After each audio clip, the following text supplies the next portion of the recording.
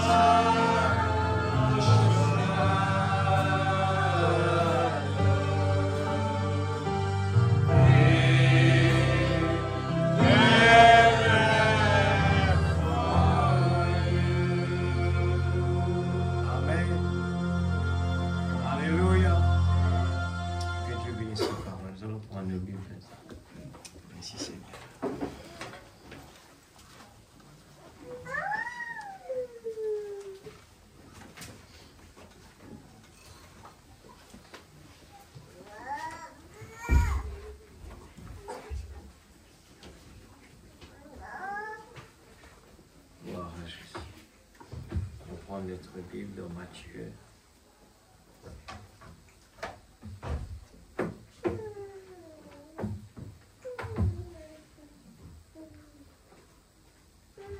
Chapitre 13, verset 44. Matthieu 13, 44.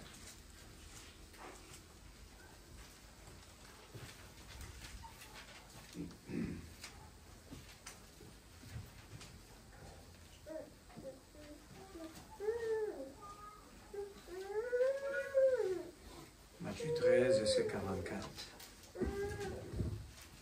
Gloire à Jésus.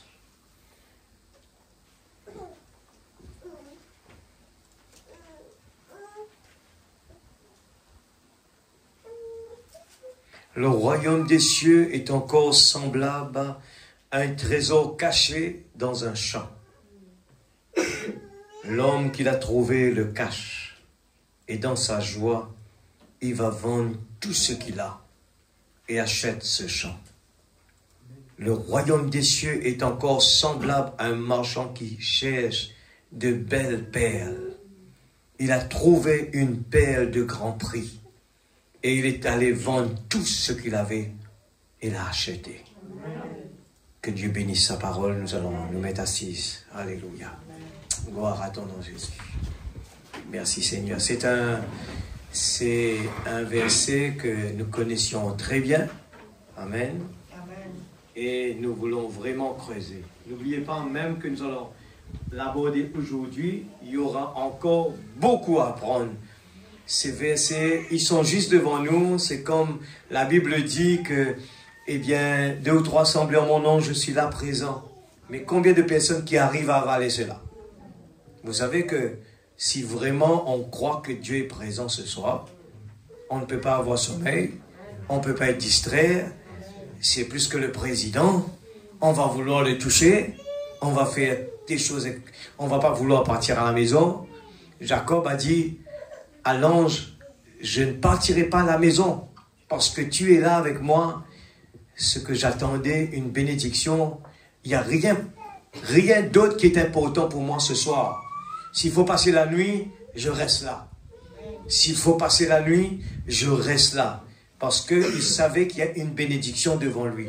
Il savait que l'ange était là. Il ne renvoyait pas pour demain aux prochaines réunions. L'ange est là. Là, je ne partirai pas. Il n'y a rien d'autre qui est important. C'est l'ange est là. Alors, le prophète a dit, l'ange est ici. Et la parole le dit, quand 2 ou 3 semblent en mon nom, je suis là présent. Nos pensées personnelles comprennent des fois difficilement à l'avaler. On regarde l'homme qui est là, qui parle, mais Dieu utilise un moyen, c'est comme un micro qui est là, le bafoule est là. Il répète tout simplement ce qu'on dit dedans. Amen. Mais le micro ne peut pas parler tout seul.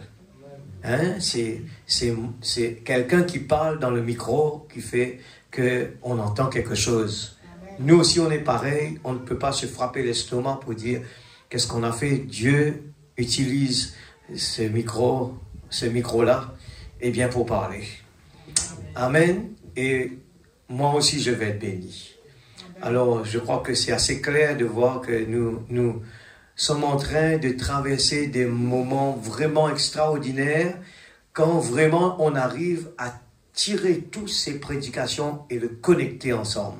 Ils sont tous connectés. Et laissez-moi vous dire que Dieu nous parle. Dieu nous parle dans des façons.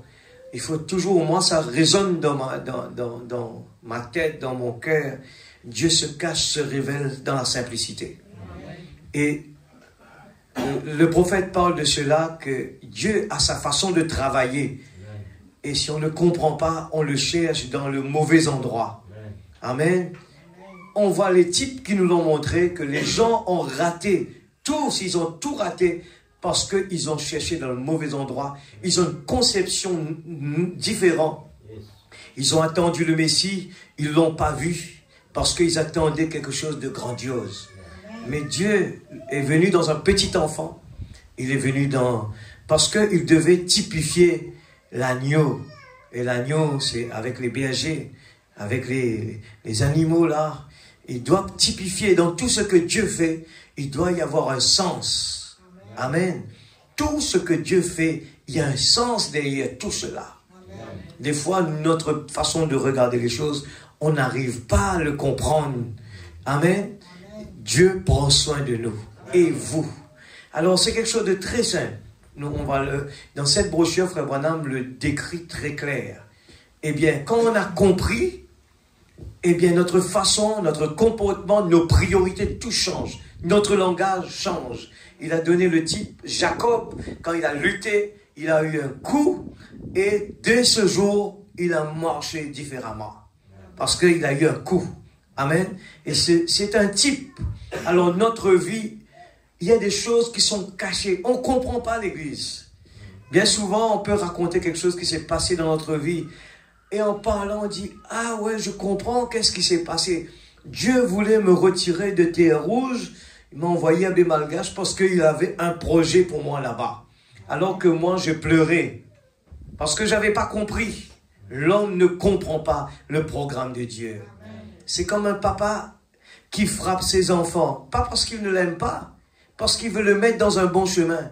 Il sait que l'enfant seul va en retour, va le faire du mal plus tard. Parce que l'enfant, comme il aime son enfant, il l'aime, il veut le mettre sur un bon chemin. Mais l'enfant, toujours, il va essayer de toujours dire, je sais qu'est-ce que je suis en train de faire. Il veut faire ce que lui, il pense. Mais l'enfant, le papa, certains papas, lui, dit, mais ça, c'est ton problème, allez. Mais un vrai papa, il s'inquiète pour son enfant Et il fait de tout. Des fois, il dit, ok, je lâche. Mais après, il dit, non, après, moi-même, je veux regretter ce que j'ai fait. J'aurais dû l'aider. J'aurais dû être là. J'aurais dû vraiment tenir bout parce qu'il va regretter sa décision. Alors, Dieu est pareil. Dieu, dans notre vie de tous les jours, fait des choses qu'on ne comprend pas. Mais il faut vraiment avoir le baptême du Saint-Esprit. Et Dieu nous ouvre les yeux, on commence à vraiment étudier chaque étape de notre vie, que ce soit négatif, positif, nous savons que Dieu est dedans. Amen. Je le disais, quand Jésus était en train de dormir dans la barque, Amen, Jésus était dans la barque, c'était son programme. Il savait que ses disciples n'avaient pas de foi. Et comment il va tester la foi de ses disciples? Et les disciples voulaient dire, Seigneur, augmente notre foi. Et nous, quand on prie, on leur dit, on répète les mêmes choses encore.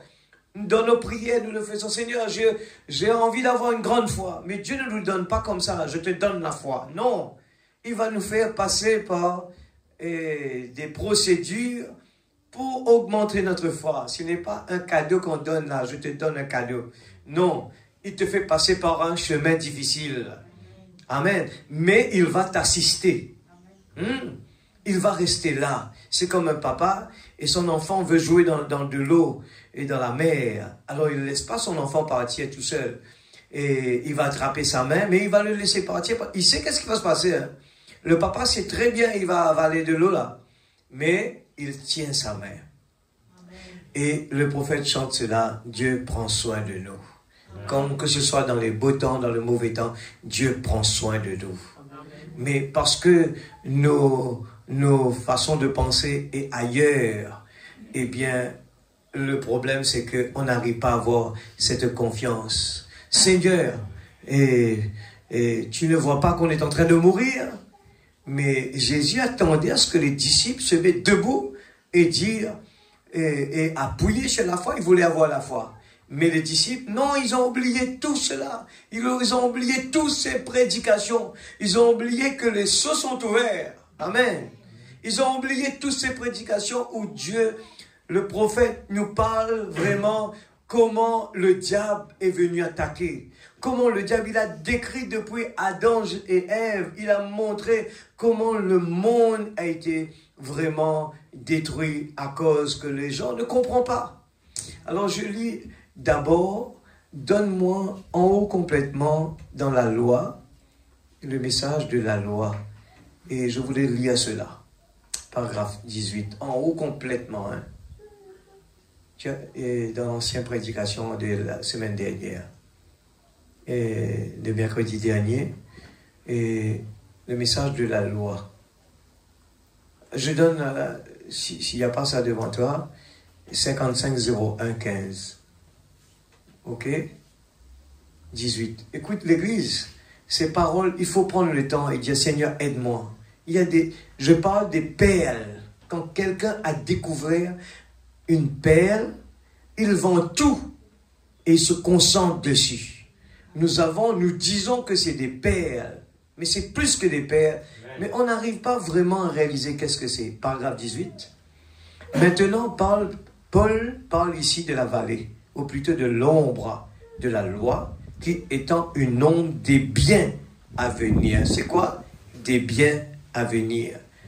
Ne pouvait nullement rendre parfait celui qui rend ce culte.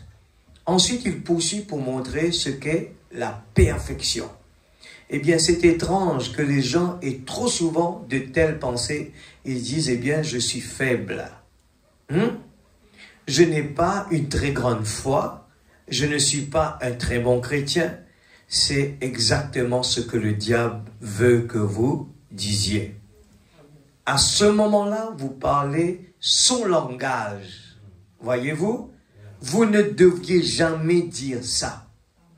Ne laissez jamais votre témoignage être négatif.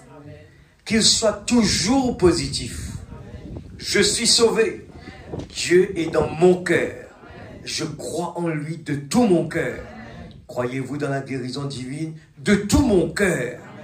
Alors, les gens disent, quand il y a un problème qui arrive, la panique rentre, eh bien, les gens commencent, on va prier, mais les yeux grands ouverts, la panique arrive, on ne prie pas vraiment. Non, notre foi n'est pas grand. Alors Frère Branham dit, il faut pas, c'est le diable qui est en train de vous dire ça. C'est le diable qui vous dit ça. Il dit, ne parlez pas son langage, mais continuez à vraiment appuyer sur la parole. Il dit que tout le temps, votre témoignage et vos pensées, ne laissez jamais des pensées négatives entrer dans votre esprit, si cela vous est possible. Quand ça commence, n'entretenez pas avec cela. Ne réfléchissez pas à ça. Écoutez la parole de Dieu, mettez des bandes, écoutez la parole de Dieu, cherchez des prédications de la foi, écoutez la foi. L'homme ne peut pas nous aider, mais Dieu peut nous aider. Amen. L'homme est là, un instrument de la main de Dieu. Et on a lu là, la semaine dernière, Dieu guérit à travers les médecins, Dieu guérit à travers des chirurgies, Dieu guérit par l'amour, à travers de l'amour. Quelques mots d'amour envers quelqu'un, on décrit vraiment l'amour pour cette personne. Dieu peut guérir dans ces instants-là.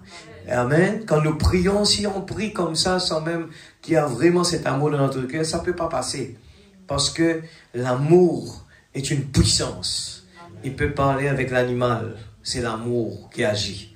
Quand l'amour agit, l'animal se calme. Il entend la voix, de Adam qui est en train de lui parler. Amen. Ne laissez pas la voix de la peur parler. Mettez-le dehors. Ne laissez jamais des pensées négatives entrer dans votre esprit. Si cela vous est possible, quand ça commence, n'entretenez pas cela. Vous direz, je ne peux empêcher que les pensées viennent. C'est comme le fermier qui a dit qu'il ne pouvait empêcher les oiseaux de survoler son domaine. Oui, mais il pouvait quand même certainement les empêcher de s'y percher. Amen. Amen. Le fermier, il peut pas, le ciel il est haut, les oiseaux passent en haut, il peut pas les empêcher de passer. Il peut passer, c'est normal. Mais dès qu'il commence à poser ses pattes sur son récolte, lui, maintenant, il a le droit de les empêcher. Ainsi, c'est une bonne chose. Amen. Voyez-vous, vous ne pouvez pas empêcher les pensées venir, mais ne les entretenez pas. Les pensées, les mauvaises pensées, les pensées négatives vont venir de notre tête. La panique. Amen. Mais ne les entretenez pas. Ignorez-les tout simplement. Pas du tout. Jésus-Christ est mon sauveur. Tout m'appartient avec Dieu. Je vais les garder. Je vais en rendre témoignage. Amen. C'est ce qui s'est passé avec l'aveugle, le frère Branham raconte. Cet homme, il est venu le prophète personnellement a prié pour lui. Il a dit, vas-y, tu es guéri. Il est parti, il a commencé à rendre témoignage. Mais il a douté. Parce que les gens le taquinaient. Assez bien, le frère Zoé vient de me confirmer, il est en train de travailler dessus. Bientôt, on aura au moins la vidéo aussi sur l'histoire de l'aveugle que le prophète raconte. Il m'a montré juste un petit commencement. C'est déjà intéressant, extraordinaire. Et cet homme, au début, il a bien commencé. Il commence à témoigner. Je suis guéri. C'est le vendeur de journaux. Je suis guéri. Et là, on voit quelqu'un vient coller. Hé, toi, mais qu'est-ce que tu es en train de raconter? Tu ne vois pas, tu es aveugle. Alors, partout où il parle, les gens, le taquinaient. À la fin, il arrive, il est revenu dans la ligne de prière. Et là, le prophète le reconnaît, il dit, mais toi, je l'ai prié pour toi déjà. Il dit, oui, mais je suis toujours aveugle. Le prophète n'a pas prié pour lui de nouveau, mais le prophète dit, non, va, c'est ta foi. Amen. Jésus a dit, va, ta foi t'a sauvé. C'est notre foi qui doit agir. Dieu nous a donné déjà le chèque. Le chèque de la guérison a été déjà donné. Il suffit de mettre le montant dessus. C'est ça la foi. Amen. Alors, cet homme est parti et quand il est arrivé là-bas chez le coiffeur, la même chose commence à arriver. Et là, il pense ce que le prophète a dit. Continue ton témoignage. rends témoignage. Le diable essaie de t'attirer par terre. Il peut rien faire. Alors, mort, oui, ton aiguillon. Amen. Alors, il a dit, et il a commencé à penser à ce que le prophète a dit. Restez sur ton témoignage que tu es guéri. Et dès ce moment, il a crié quand même, plus fort cette fois-ci, je vois. Et dès ce moment, ses yeux sont ouverts. La guérison était là. Amen. Alors, nous avons écouté la source de la vraie consolation, la première partie de cette brochure. Dieu prend soin de nous, l'Église. Alors, qu'en est-vous de nous maintenant? Amen. Est-ce que nous prenons soin de Dieu? Est-ce qu'on a demandé à Dieu quelque chose et nous voyons que ça tarde? Alors, au lieu de continuer la persévérance, on met Dieu seconde et on commence à aller chercher une solution. Alors, nous avons compris que un humain doit toujours chercher une consolation. Alors, la source de la vraie, c'est le Saint-Esprit. Mais l'homme va chercher toujours une consolation, il veut quelque chose de nouveau, quelque chose de matériel. Alors, c'est ça qui le console, sinon la vie devient monotone. Mais sans réaliser que Dieu nous a donné son Esprit Saint gratuitement. Et c'est ça qui comble notre vie. Et nous rend joyeux. On peut chanter, dimanche je suis heureux, le lundi plein de joie. Amen. On peut, tous les jours, on ne peut pas être triste. Alors c'est pour ça que la Bible parle de froid et tiède. Nous devons être des chrétiens bouillants. Nous continuons la deuxième partie. Eh bien, nous prenons la profondeur de la sincérité. Amen. La sincérité. On est sincère avec la parole. On étudie la parole. On croit la parole. On ne le garde pas dans notre tête. On veut le faire descendre. Dans la tête, c'est simplement mémoriser seulement. On peut réciter les brochures, on peut réciter la parole sans pouvoir l'appliquer. On n'arrive pas à appliquer la parole. Dès qu'il y a la tempête, on est secoué.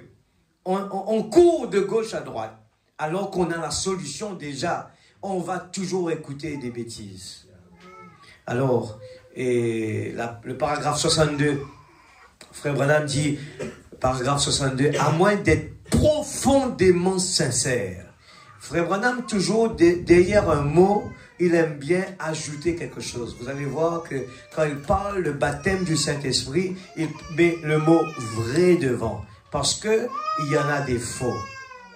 Amen. Alors, parce qu'il y a des imitations, alors il doit mettre quelque chose par derrière pour dire que on ne peut pas avoir des copies, on ne veut pas avoir des imitations, mais il faut que ce soit quelque chose de vrai. Alors, remarquez bien, Frère Branham met toujours quelque chose par derrière. Quand il met le mot sincère, il ajoute profondément. Alors, parce que beaucoup de gens croient qu'on est sincère. Parce qu'on va à l'église, on habille comme il faut habiller, mais c'est plus que cela. Il faut avoir la vraie. La vraie qui va faire porter des fruits. Le vrai, eh bien, le vrai va nous faire vivre les fruits.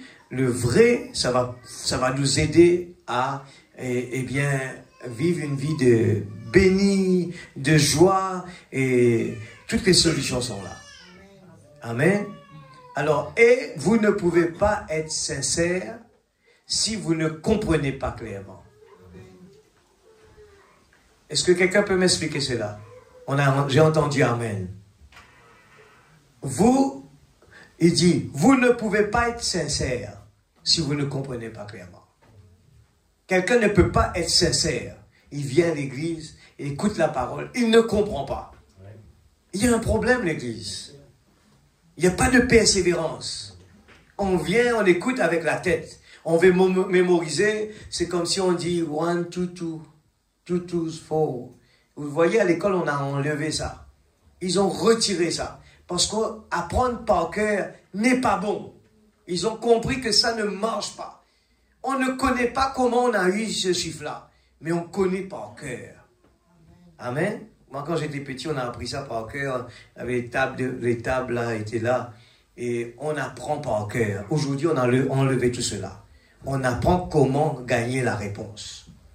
Il faut ajouter, quand on ajoute ça et ça, comment on a gagné ça. Il y a différentes façons plus simples de l'avoir. Mais comprenez comment on a eu la réponse. Aujourd'hui, nous allons entendre parler beaucoup de choses, des mots-clés.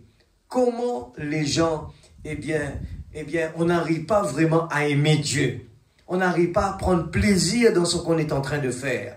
L'amour doit être profond. Et c'est quelque chose de divin, l'amour. Ce n'est pas quelque chose qu'on peut inventer. Et dire, je vais aller aimer cette fille-là, je vais l'aimer. On peut aimer sa beauté, on peut aimer son extérieur, mais sans que l'amour soit présent. C'est ce que se passe dans le monde. C'est pour ça qu'on voit beaucoup de divorces, beaucoup de problèmes. Les gens aiment avec les yeux. Et le prophète nous a parlé de cela. Et vous voyez que le diable essaye de mettre en valeur le corps, pour que les gens aiment avec les yeux, convoiter avec les yeux. Mais il n'y a pas d'amour dedans. C'est pour quelques temps seulement. Les gens vont aimer la personne quelque temps. On a aimé son corps, on a aimé ses cheveux, on a aimé ses yeux. Mais c'est pas ça l'amour. L'amour est à l'intérieur. Il franchit toutes les étapes. C'est quelque chose de divin. C'est pas quelque chose à inventer. C'est un déclenchement. On a rencontré quelqu'un, il y a quelque chose à l'intérieur qui déclenche. Quelqu'un d'autre peut être à côté de moi, il va se dire, mais qu'est-ce qu'il a compris avec cette personne-là? Mais parce que lui, il n'a pas l'amour pour cette personne. Lui, il a regardé l'extérieur, il n'y a rien de... qu'est-ce qu'il a compris? Mais l'autre a aimé son caractère. Le caractère de la personne. Il est différent. Il est quelqu'un de différent. Je l'aime de tout mon cœur. Et là, il y a des combats. Je ne baisserai pas les mains. Je reste là sur ce que je veux. Amen. Alors, il dit, et si vous présumez, ou vous devinez, ou vous espérez que ce sera ainsi, alors vous ne pouvez pas être, il répète cela, profondément sincère, comme Dieu l'exige. Écoutez ça bien, l'Église. Pourquoi les gens sont si ballottés? Pourquoi les gens viennent à l'Église, ils écoutent la parole, demain vous lui posez une question. Il a tout oublié, même le titre de la prédication. Ne laissez pas des distractions dehors, là, s'il vous plaît. Écoutez la parole de Dieu parce que vous n'allez pas entendre cela encore. Dieu parle une seule fois. Écoutez bien la parole. Je vous dis sincèrement, c'est sérieux. Je vous dis, ceux qui ont les yeux de l'aigle, regardent et voient. Parce que vous allez voir que nous allons perdre notre temps avec ce monde. Aller discuter, ça ne va pas marcher. De toutes les façons, ça va descendre. Hein. Il n'y aura jamais de paix. Il y aura toujours des problèmes. La solution se trouve dans la parole de Dieu. Amen. Alors, la parole nous dit, restez tranquille, parce que notre problème, ce n'est pas rester ici. Notre problème, c'est une bonne fois être dans la présence de Dieu. Retourner à l'origine, là où on était, où il n'y a pas de maladie, pas de problème, pas de soucis. Alors, nous sommes là, en tant que serviteurs de Dieu, pour juste crier vers la population, crier vers les gens. Sortez du milieu d'elle, mon peuple. Sortez du milieu d'elle. L'Église, il faut cesser avec les traditions, cesser avec les habitudes. Il faut vraiment prendre cela au sérieux. On est très occupé avec ce monde. Vous avez remarqué ces derniers temps. Même Rodrigue est entré dans un monde de très occupé. On est très occupé. Il faut avoir une balance. Il faut avoir une priorité parce que autrement nous allons regretter. Quelle est notre priorité? Amen. Alors, je continue cela. Le mot profondément sincère, comme Dieu l'exige. Quand le roi a choisi une épouse, eh bien, il a fait un choix. Et ce choix est tombé sur Esther. Parce que Esther était profondément sincère. Il n'a pas sauté d'étape. Alors, regarde qu'est-ce qu'il dit. La foi, ce n'est pas un j'espère donc. Ou peut-être que c'est correct. Ça doit être absolument amen. C'est votre absolu. Alléluia. Ça doit être absolument un amen. C'est correct. Tout ce que la parole, je crois, c'est votre absolu.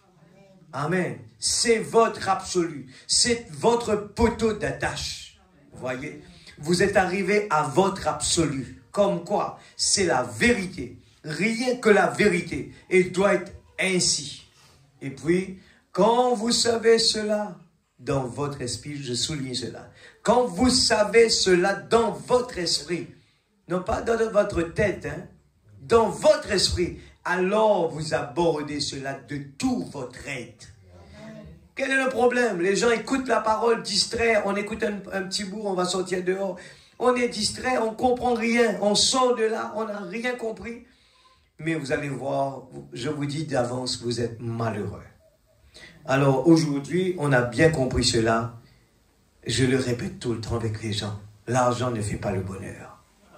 L'argent ne fait pas le bonheur. N'attendez pas à perdre votre temps et chercher de l'argent. Vous l'avez déjà. C'est pour ça que Jésus a parlé de l'homme riche. Et non de cet enfant, qui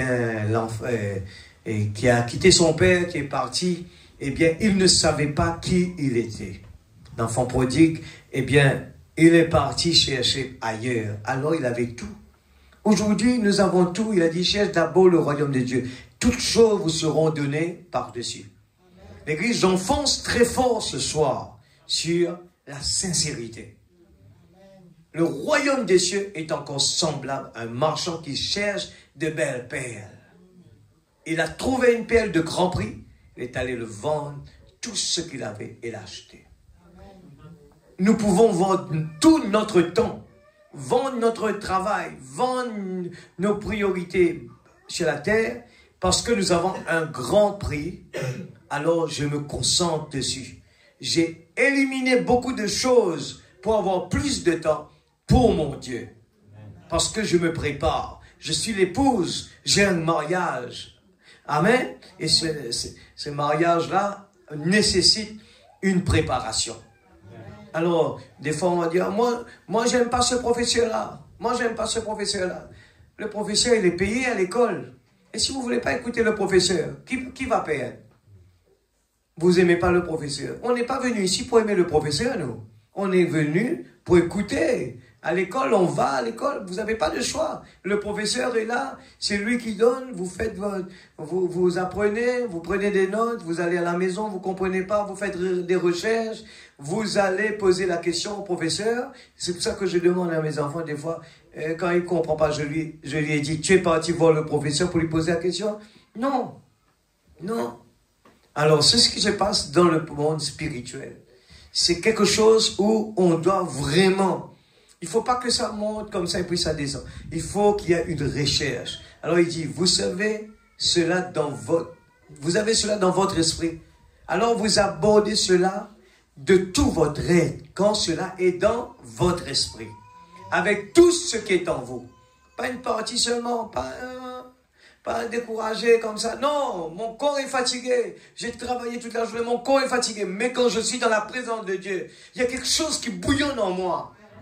Ce n'est pas parce qu'un tel qui est là ou bien un tel n'est pas là, il n'y a pas de musicien, il n'y a pas de pasteur. Non, à l'intérieur, il y a quelque chose qui bouillonne. Amen. David a démontré cela. Pourquoi Dieu a mis ça dans la Bible? Il était seul, il n'était même pas à l'église, il était dans sa cour. Il dansait, il chantait des louanges pour Dieu. Pourquoi? Ses yeux sont ouverts. Tout est dans son esprit. Amen. Alléluia. C'est comme Jésus nous l'a dit. Il a si bien enseigné au sujet de cet homme qui avait acheté des perles. Et il en avait trouvé, et il en trouva une de grand prix. Et il vendit toutes les autres pour acheter celle-là. Toutes les vérités et autres qu'il avait, quoique les autres fussent de bonnes perles, celle-là valait tout pour lui. Est-ce que nous pouvons dire que Jésus vaut plus que tout? Mais analysez bien. Analysez notre vie de tous les jours. Analysez qu'est-ce qu'on parle plus.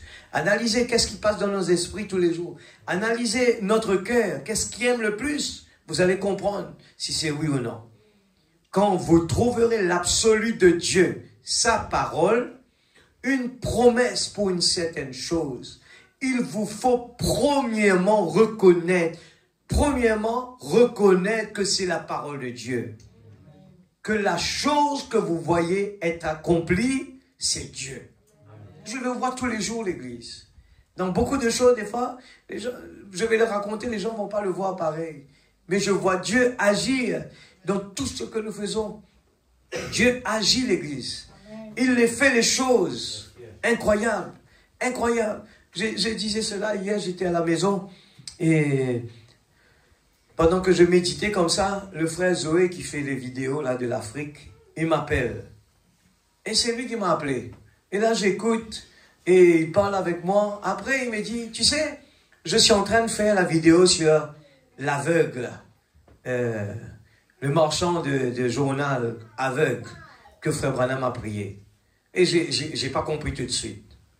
Et puis j'ai dit oui, ok, je vais aller voir ça après. C'était un tout petit résumé. Mais après, pendant qu'on priait pour... on était là, prier pour Noah, tout ça. Mais à la fin, j'ai parlé avec lui peut-être presque 45 minutes. Mais quand j'ai coupé le téléphone, j'ai dit laisse-moi regarder la vidéo. Je regarde la vidéo. Et là, ça me revient. Mais Seigneur, tu as demandé à ce frère de m'appeler et pour m'envoyer la vidéo pour que je me rappelle que dans le ministère du prophète, il y avait quelqu'un qui avait douté. Il n'a pas reçu, il n'a pas compris, il n'a pas reçu la promesse d'un seul coup. Parce qu'il regardait aux symptômes. Mais la parole a dit que quand Dieu donne, il a donné un chèque, le montant, il a dit, il y a la signature déjà depuis 2000 ans de cela. Ce n'est pas maintenant qu'il va nous guérir. Il l'a déjà guéri. Il suffit que nous, c'est l'effort de notre part. Amen.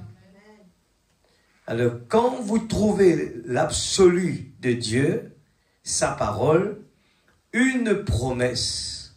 C'est bon, non? Je suis bien là? Oui, c'est bon là. Là-haut, c'est comme Jésus nous l'a enseigné si bien. Ok. Et comme vous trouvez l'absolu de Dieu, sa parole. Amen. Alors, ce n'est pas parce que ça...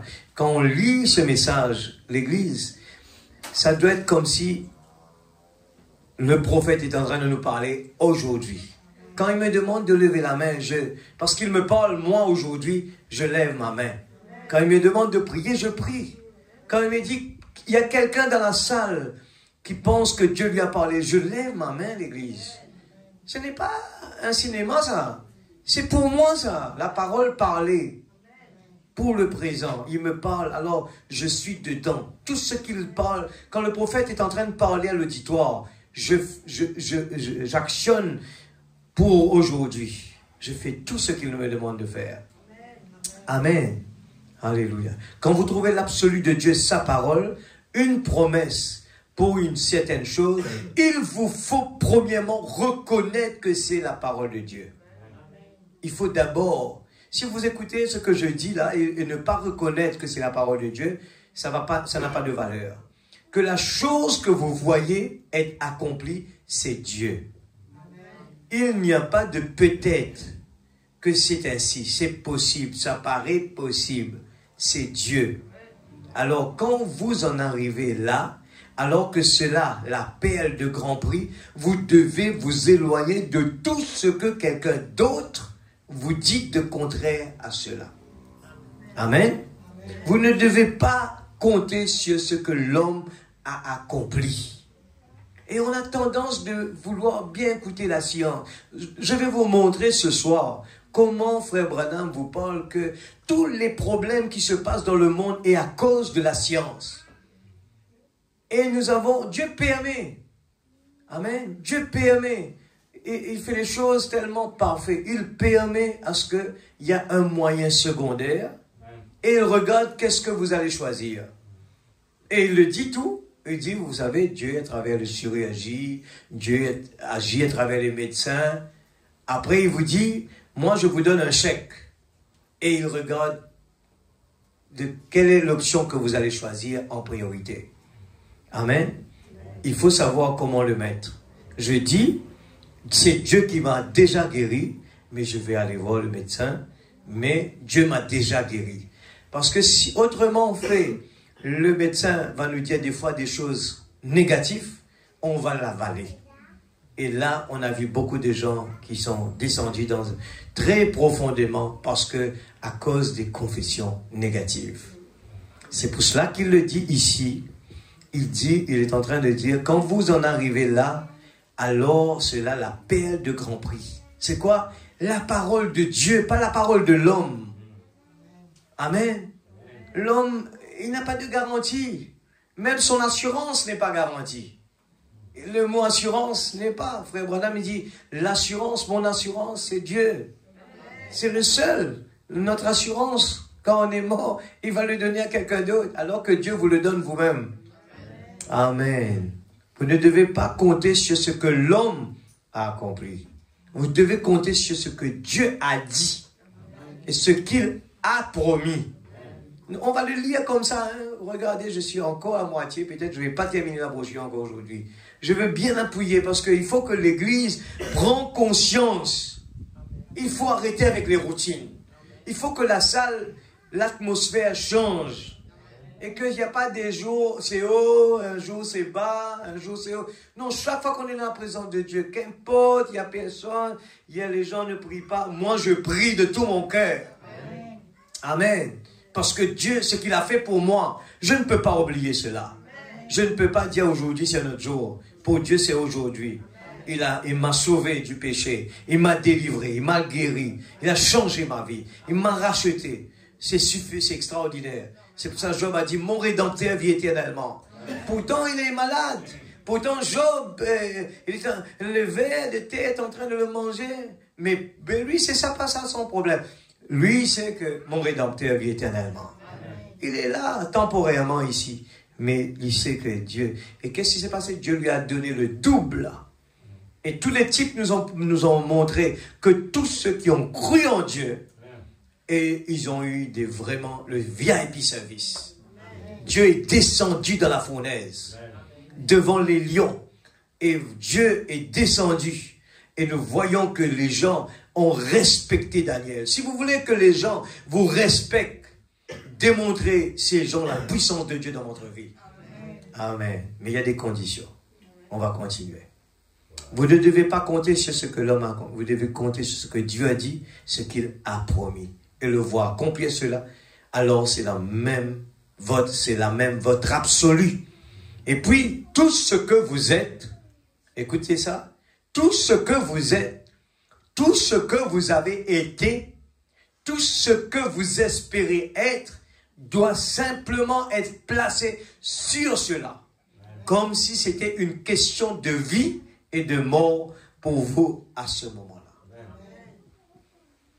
J'ai expérimenté quelque chose, je dis, est-ce que vous avez vu la différence de la prière de quelqu'un qui en face des difficultés et quelqu'un qui est à l'église qui n'a pas de problème? Il est venu à l'église comme répétition. Aujourd'hui, c'est mercredi, je pars à l'église. Eh bien, il n'a pas vraiment de gros problèmes, mais nous allons voir que la tonalité de la prière n'est pas pareille. Non. Même si on va lui dire, écoutez, il y a un tel qui est gravement malade, oui, je vais prier. Mais est-ce que c'est sincère?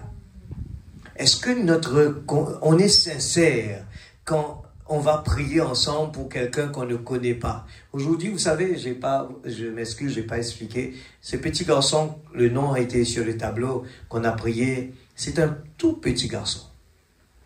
Et c'était lui qu'on a prié quand le frère Kaoui était là. C'est un problème assez compliqué. Un tout petit garçon. Il est génial. Il est bien jovial. J'aime bien le parler souriant. Il était venu à l'église ici pendant la convention. Et le pasteur a prié pour lui. Et finalement, on a eu des résultats positifs. Il a un problème avec son sang. Et puis, il est parti à l'hôpital. Comme rendez-vous, et la maman a appelé. Et le sang est stable. Mais là, je lui ai rappelé plusieurs fois, j'ai dit à sa maman qui travaille chez nous, il faut venir écouter la parole de Dieu. Il faut venir écouter la parole de Dieu. Mais elle n'est pas venue encore. Et vous voyez, le diable ne laisse pas tranquille. Il a attaqué de nouveau. C'est pour ça qu'on a prié encore.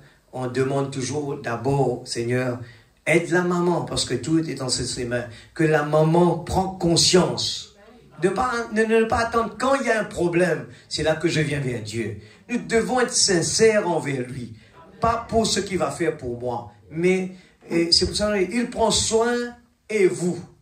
On dit Dieu est bon, Dieu est grand, il a ouvert la mer Rouge, nous a ouvert les seaux. Mais qu'est-ce qu'on a fait en retour? Est-ce qu'on est conscient des âmes tous les jours, les gens qui meurent et qui vont en enfer? Est-ce qu'on est conscient de dire, Seigneur, je vais prier pour ces gens, je vais me consacrer, je vais vraiment consacrer ma vie, quelque temps à la maison, je vais prier pour des cas vraiment exceptionnels. Ou bien on dit, l'église ne fait rien. J'ai entendu des choses comme ça. Les gens arrêtent de venir parce que l'église n'a pas fait cela. C'est ça le problème. Il faut vraiment être comme le petit David. Il ne regardait pas ce que le peuple, l'église de Saül, eh bien, côté négatif, a fait envers lui. Mais il regardait à son Dieu. Il n'est pas débalancé par rapport à ce que l'église se faisait. Eh bien, l'église lui critiquait, l'église était négative, l'église faisait des choses qu'il fallait faire. Mais à aucun moment, David n'est pas débalancé par cela. Il ne voyait plus cela. Il regardait. Eh bien, il a un objectif. Son objectif, c'est qu'il n'accepte pas. Il n'accepte pas que quelqu'un est en train de dire du mal du peuple de Dieu. Combien parmi nous, on est en train de dire, Seigneur, je n'accepte pas de voir des gens qui sont malades, des gens qui meurent dans le péché. Alors il y a quelque chose en moi, même si je ne peux pas aller prêcher, mais je reste à la maison, je prie, je vais donner mon temps, je vais prier pour les serviteurs de Dieu, afin que Dieu mette la parole dans leur bouche. Je veux être comme des Josué et des Caleb. C'est un type ça l'église. Josué et Caleb est venu tenir la main de Moïse. Moïse était faible et le bâton allait descendre et la main allait se renfermer sur le peuple d'Israël. Mais regardez, un prophète avait été aidé par deux personnes qui sont venues.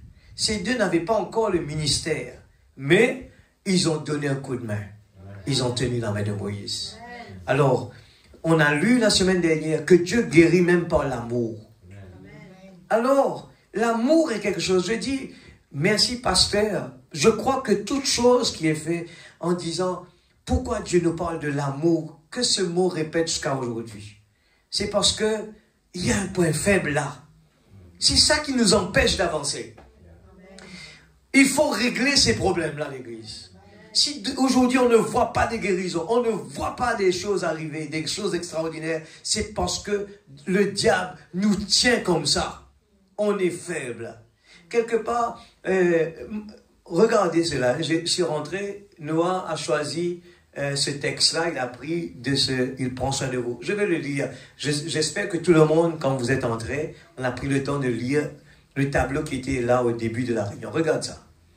Il a choisi, je ne sais pas comment il l'a choisi, et je regarde cela. Dans le paragraphe 51, il dit, certainement, c'est un monde de faux. Et la grâce de Dieu est l'unique voie par laquelle nous échappons à cela. Il n'y a que des fous alentour. Remarquez, dans cette vie en société, les gens en sont arrivés à fréquenter de petits clans. Vous voyez le problème là? C'est le diable. On a des clans aujourd'hui. Avant, c'était les gens descendaient sur la route, là, les voisins. On voit tout le monde là qui parlait ensemble. Il n'y avait pas de télévision. Les gens, les voisins, moi, à Fond-la-Digue, j'ai de bons souvenirs de cela. L'après-midi, on a le temps. Personne ne court pas.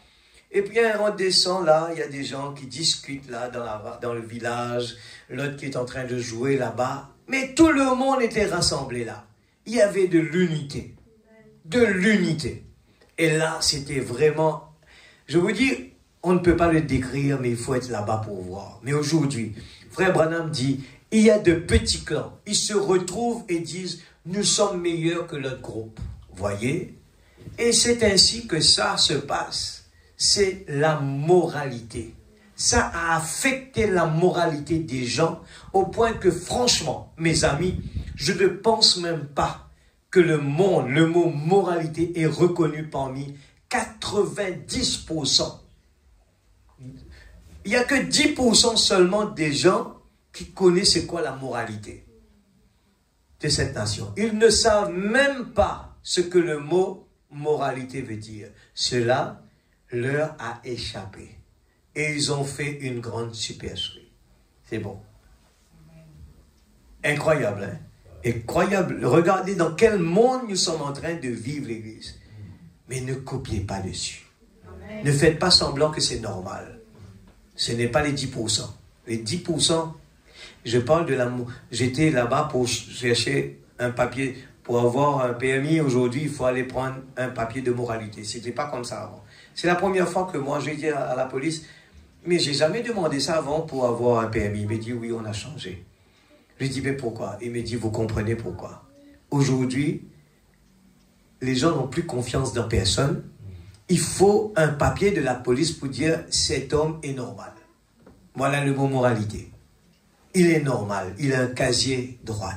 Aujourd'hui, les gens ont peur. Quelqu'un dit, je veux faire une maison. Alors la personne lui dit, voilà, il faut déposer 10%. Et la personne commence à faire la maison et la personne ne paye pas. Mais c'était pas comme ça longtemps. Les gens étaient sérieux. Ils ont une conscience de dire, j'ai fait un travail, il faut payer cela. Aujourd'hui, les gens, c'est pour ça qu'il faut la moralité. On ne sait pas comment faire pour vraiment mettre les choses en ordre. Les gens font n'importe quoi, les gens ne savent pas. Je veux prendre ce travail-là, mais je ne sais pas si la personne va me payer. Et ça tient des deux côtés. On ne sait pas qui est sérieux, qui est l'autre. Et c'est comme ça que la police aujourd'hui doit donner un papier de moralité. Et le prophète, depuis cette époque, on en parle. Les gens sont devenus faux. Alors, les jeunes qui sont là, écoutez bien, les gens sont devenus faux. Si le prophète, il a dit, en aucun cas, ce n'est pas une loi. Ne le prenez pas comme une loi, c'est pour votre propre bien. N'attendez pas à avoir des problèmes pour crier maman et papa. Mais écoutez bien, vous avez entendu, et si demain vous arrivez des problèmes, c'est vous qui vous avez choisi cela. Mais là, même je vous dis, dans le message, pour le choisir, il faut prier. Même dans le message. Maintenant, imaginez maintenant si vous allez chercher à des gens qui ne croient pas ce que vous croyez, ça va être encore pire. Alors faites bien attention. Nous vivons dans un temps dangereux. Nous vivons dans un temps dangereux. Vous voyez comment le monde est devenu... Là, on vient de vivre pour la première fois dans l'histoire un président, un ancien président. Et on l'a enfermé. Vous imaginez quel temps on est en train de vivre, l'Église? Des choses qu'on n'a pas l'habitude d'entendre. La corruption. Il y a plein de corruption partout. Beaucoup de problèmes, l'Église. On a un esprit de Gen Z, maintenant qui commence à faire bouger partout. Tout ça, ce sont des esprits mauvais qui secouent. Et Dieu permet parce que les gens disaient la paix, paix, paix, mais une ruine soudaine. Et là, je viens d'entendre que Gen Z commence avec Pérou. Là, ça vient de commencer. Après Madagascar, c'est Pérou. Et ça va aller de pays en pays, pays en pays. Parce que c'est un esprit. Il va faire le tour du monde. Il va bouleverser des gouvernements. Alors, ça va ralentir automatiquement, l'économie. Et je vous dis, j'étais à la réunion vendredi. J'étais appelé pour être dans une des réunions. C'était le titre. Et c'était l'ambassade qui m'avait appelé. Mais comme il y avait des réunions, je peux pas. J'ai dit, je ne peux pas venir. Mais la réunion était au niveau tout l'océan Indien. Et je devais en Zoom aller être dans cette réunion-là. Et le titre, c'est quoi? La sécurité. C'est quoi? On sait très bien que le prophète a parlé de ça. Une ruine soudaine va venir. Amen. L'Église, nous vivons dans un temps dangereux. Ne vous laissez pas être aveuglés. On peut prendre les choses comme si tout est normal. Mais ce n'est pas normal. Si Dieu ne nous ouvre pas les yeux, on va penser que c'est normal. Mais faites attention. Et c'est pour cela que le peuple de Dieu doit comprendre c'est quoi le juste balance. Restez au milieu. Vous ne pouvez pas aller ni à droite ni à gauche. Quand la Bible a dit de ne pas aller à droite, Ça ne veut pas dire que vous pouvez aller à gauche. Non, il faut rester au milieu. Alors, on est en train de jouer un petit peu avec des choses bien sensibles. Quand la parole va le dire, je le répète comme il est. Je n'ai pas choisi ça comme ça. L'Église, comprenez-le bien. Je parle de ce que Dieu a mis sur mon cœur. J'ai cherché. Moi-même, au fur et à mesure que je suis en train de prêcher dessus, je suis en train de découvrir des choses et même comprendre. Des fois, on a choisi la prédication et je dis, Seigneur, j'ai pas vraiment beaucoup de choses à dire dessus. Mais quand j'arrive là, je vois qu'il y a plein de choses. Et le Dieu nous aide et ça me concerne moi aussi, d'abord. Frère Branham dit, et puis, tout ce que vous êtes, tout ce que vous avez été, tout ce que vous espérez être, doit simplement être placé sur cela. Comme si c'était une question de vie et de mort pour vous à ce moment-là. L'Église, Frère Branham vous parle de questions. Nous sommes devant une question de vie et de mort. Il faut le prendre au sérieux. Je vous dis, pendant que Noah était malade, notre prière, il est différent. Il est différent. On est plus fatigué là. On est vraiment concentré là. Même si quelqu'un nous appelle pour nous dire quoi que ce soit, on a quitté nos clients à table, on est parti là, prier. Ben là, il y a une urgence. Mais laissez-moi vous dire que venir devant Dieu, là, ce soir, écoutez la parole de Dieu, c'est une question de vie et de mort. Tout ce que vous êtes, tout ce que vous avez été, tout ce que vous espérez être, doit simplement être placé sur cela. Je vous dis, j'ai plus envie de prendre des décisions. J'ai peur maintenant de prendre des décisions. Je dis, Seigneur, si c'est toi, ouvre la porte pour que je rentre moi. Mais je ne veux pas prendre des décisions. Parce que nos yeux ne peuvent pas nous montrer demain qu'est-ce qu'il y a. Alors, paragraphe 63. Je pense que l'une des choses qui empêche nos frères d'être guéris, c'est un manque de confession. Alors, moi, je ne veux pas sauter. Frère Branham parle de « il prend soin » et vous. Je ne veux pas sauter pour rester que seulement sur la sincérité, mais il y a différentes parties et je veux garder les étapes un après l'autre parce que nous, tous qui est là, nous faisons des erreurs. Amen. Mais il faut le réparer. Nous tous, sans exception. On n'est pas parfait, l'Église. Mais il nous faut être habitués avec ce qui est régler la chose. Parce que c'est un point faible pour que l'ennemi nous met aux arrêts. L'ennemi nous tient. Ne mettez pas le problème sur quelqu'un d'autre. Il faut régler la chose. Il faut que ce soit une question de vie ou de mort. Parce que c'est un manque à gagner là. Nous savons que tant qu'il y a quelque chose qui est là, eh bien, ne continuez pas le chemin. Ah, le prophète. Les gens aujourd'hui, vous allez voir que les gens veulent faire quelque chose. Ils vont dire, le prophète a dit ça dans tel chapitre, telle année. Mais c'est seulement ça qui va vous lier avec vous. Et ça commence à une doctrine qui commence. Vous voyez, dans le pentecôtisme, les gens toujours répètent cela. Dieu ne regarde pas l'extérieur, il regarde seulement le corps. C'est vrai, c'est biblique ça. Mais ça ne veut pas dire que vous pouvez faire ce que vous voulez.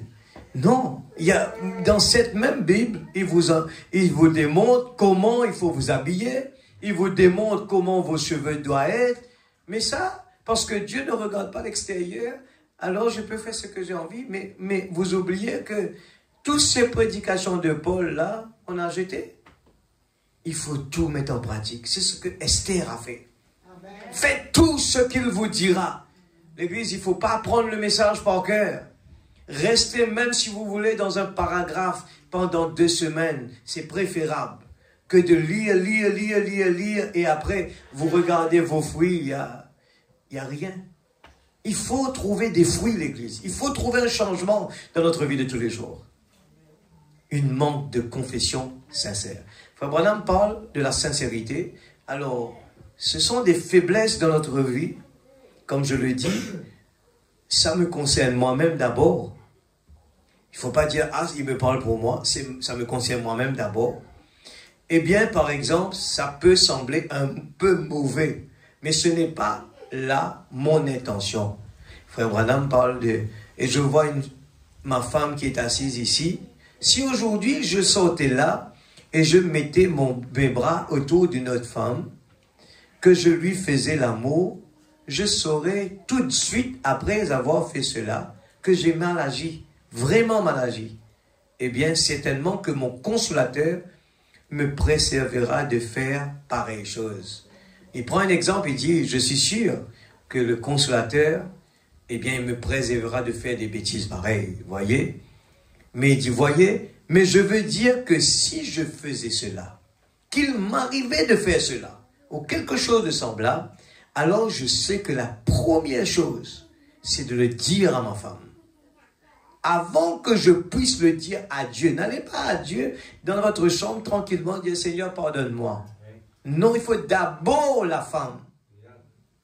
Avant que je puisse le dire à Dieu, pardonnez-moi parce que j'ai péché contre elle. Si vous venez à l'autel et que vous vous souvenez que vous avez quelque chose contre quelqu'un, allez d'abord mettre cela en ordre avant de présenter votre offrande. Autrement, cette offrande n'a pas de valeur. Il me faut donc me rendre auprès d'elle. Je crois que la confession, c'est aussi arranger les choses. Il n'y a pas de véritable confession sans cela. Église, pour pouvoir faire cela, il faut une communion. Il faut vraiment que nous vraiment être remplis de l'Esprit Saint de Dieu. Je vous dis sincèrement, l'homme ne peut pas appliquer ça.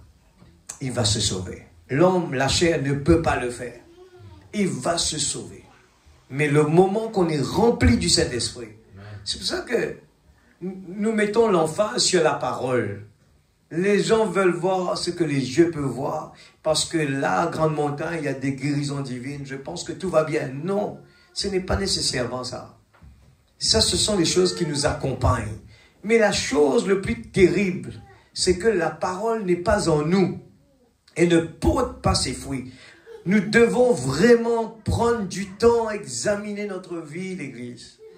Et je parle sérieusement parce que nous vivons dans un temps où à n'importe quel moment, nous allons partir d'ici. Il ne reste pas beaucoup de temps. Je vous dis sincèrement, nos projets, il faut toujours vivre. Moi, je me lève tous les matins. J'ai dit, Seigneur, j'ai des projets, j'ai des chiffres à faire. Je voudrais arriver à cette barrière-là. Mais je ne sais pas si je vais arriver. Je ne sais pas. Mais ce que je veux être sûr, c'est que où je pars, si demain tu m'appelles, c'est ça ma priorité. C'est une question de vie ou de mort. Parce qu'on parle de l'éternité là. À quoi ça sert qu'aujourd'hui, les chiffres, j'arrive à faire les chiffres, et les enfants sont contents. Après, c'est combien de temps? C'est pour 100 ans? Il y a une limite dedans. Mais, ce qu'on est en train de parler ce soir, c'est plus que le Père. Alors, cette personne, il a vendu tout ce qu'il a. Il a acheté ce terrain-là. Parce que c'était ça, pour lui, qui a plus de valeur. L'Église, aujourd'hui, le diable est en train de faire les gens confondre dans leur tête. Parlant de leur avenir. Notre avenir est en Christ. Notre avenir, c'est lui qui décide. Il a dit, cherchez d'abord le royaume de Dieu. Et toutes choses vous seront données par-dessus. Dieu qui va faire le travail marcher. Dieu pourvoira. Dieu qui nous donne ce qu'on a besoin. Amen. Comme le prophète l'a dit, cette petite femme, les gens regardent le jugement. Quand il a dit, d'après vous, qu'est-ce qui a mis plus d'argent ici? Il dit, mais certainement, c'est cet homme qui est en longue robe là, il a mis beaucoup d'argent. Et cette dame est venue mettre une petite chose comme ça là. Il a dit, laissez-moi vous dire que c'est cette dame-là. Elle a mis plus que l'autre. Pourquoi? Elle a mis tout ce qu'elle avait. Alors, combien parmi nous, on peut dire aujourd'hui, Seigneur, je vais mettre tout, Seigneur. N'allez pas dire, ben celui-là ne met pas, celui-là. Non, nous avons affaire avec Dieu. Faites-le pour le royaume de Dieu. Tout ce que je veux faire, je veux garder le bâtiment bien, je vais arranger la cour, je vais être un outil entre les mains de Dieu pour que les gens se sentent confortables pour venir dans la présence de Dieu, pour que les gens aiment à venir ici. Ça, on le fait pour notre Seigneur, parce que l'amour de Dieu est dans notre cœur. Je ne suis pas là pour dire parce que les autres ne m'aiment pas, les autres ne font pas ça, alors moi, pourquoi toujours moi-même?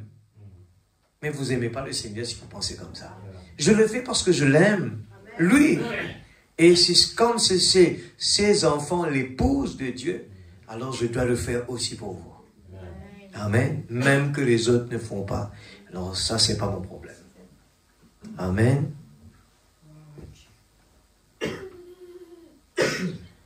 Gloire à Jésus. Est-ce que ça va l'église? 66. C'est bon? Mais qu'arriva-t-il si je me mettais à dire, Seigneur, je n'avais pas l'intention de faire cela exactement comme ça. Viens, on est en train de parler le présent là, à l'église, comprenez ça bien. Nous avons eu le message, nous avons le passé, on a fini de nettoyer, et aujourd'hui on est en train de parler le présent. Aujourd'hui, alors Frère Branham a dit, qu'est-ce qui se passe si lui, il vient, il a mis la main, le dos d'une autre femme, et bien après, il va dans sa chambre, il dit, Seigneur, pardonne-moi. Et il dit, la chose qu'il fallait faire, c'est d'aller vers son épouse d'abord, ce que Dieu demande. Alors regardez ça bien. Si je n'avais pas l'intention de faire cela exactement comme ça, viens-moi en aide et je ne le ferai plus. Il rejettera mon offrande jusqu'à ce que j'aille premièrement arranger cela avec ma femme. Amen, l'Église. Vous savez que dans le monde naturel, le monde actuel là, vous allez en cours et vous allez, là on vous condamne, vous avez pas mis votre ceinture et vous dites à la personne, je ne savais pas. Vous savez qu'est-ce que la loi écrit? La loi ne rentre pas dans je ne sais pas. La loi actuelle de l'homme, le mot je ne sais pas n'existe pas. Vous êtes obligé de connaître les lois. Ça veut dire qu'avant de marcher sur la route, vous devez savoir que sur cette route, il existe des règlements. Et ces règlements, soit vous ne venez pas sur cette route, vous restez à la maison ou restez dans les bois. Mais au moment où vous venez en ville, il y a les lois. Il y a des panneaux, il y a la route. Mais vous devez appliquer. Il n'y a pas de je ne sais pas. Il faut l'appliquer. Et ça nous appartient de savoir à nous aujourd'hui. 67. Qu'arriva-t-il donc si j'allais auprès d'elle avec la même irrévérence et que je disais, dis donc, brave fille, ma vieille amie, la mère de mes enfants et de ma chérie, tu sais que nous sommes de vieux copains depuis longtemps. Dis donc, qu'arriva-t-il si je passais mes bras autour d'une autre femme? Et qu'en diras-tu, ma petite? Me pardonneras-tu?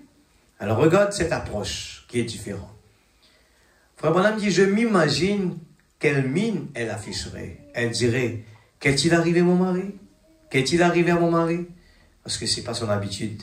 Voyez, eh bien, premièrement, elle ne saurait pas si je plaisantais ou pas. Je dois lui dire, chérie, viens ici. Il se peut que cela gâche le reste de notre vie conjugale. Tu es la femme avec qui je vis. C'est toi, ma chérie. Et tu sais combien je t'ai témoigné mon amour pendant toutes ces années. Mais maintenant, peut-être que tu me quitteras à partir d'aujourd'hui. Peut-être que tu ne resteras plus avec moi. Peut-être que tu ne m'accepteras plus. Et je le sais. Mais cependant, pour mettre la chose en ordre, je dois être en ordre. Je dois lui dire au fond de mon cœur. Ensuite, je dois le dire à Dieu de la même façon. Et le dire à eux deux, à elle et à Dieu, avec sincérité, que je ne le ferai plus jamais, par la grâce de Dieu. Voyez, ne faites pas juste. Eh bien, je peux le dire, je peux le lui, et elle, voyez, ne verra pas cela. Peut-être que mon langage à son égard pourra la convaincre, mais mon langage ne convaincra pas Dieu.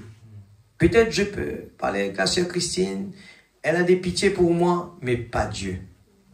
Il voit mon cœur et il le sait. Après tout, avec elle, je ne passerai que quelques années de plus si Dieu le permet. On parle de entre les hommes, l'homme et la femme, c'est pas longtemps, c'est quelques années. Hein? Mais, regarde cela.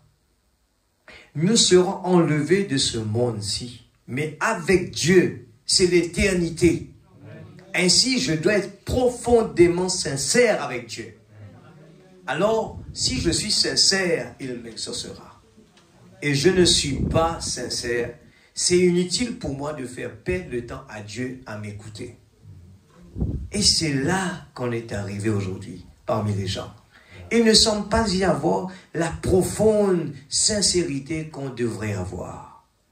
Et je pense qu'un homme ou une femme qui vient pour qu'on prie pour lui devrait premièrement confesser tout ce qu'il a fait et mettre cela en ordre. En effet, vous voyez, vous remarquez, bien des fois sur l'estrade, vous remarquez, voyez, jusqu'à où va l'ainsi dit le Seigneur, voyez, les gens, la vision va se matérialiser, évidemment, par leur foi. C'est par quoi? Par leur foi. C'est Dieu qui a promis cela par un don. Mais la guérison, c'est une autre chose, voyez. Dieu reconnaît donc cela, voyez. Eh bien, nous remarquons que ce qui se passe, les gens qui confessent doivent venir avec une profonde sincérité. J'ai ici, je n'ai pas le temps de le lire, mais c'est à Binghamton, à New York, je pense.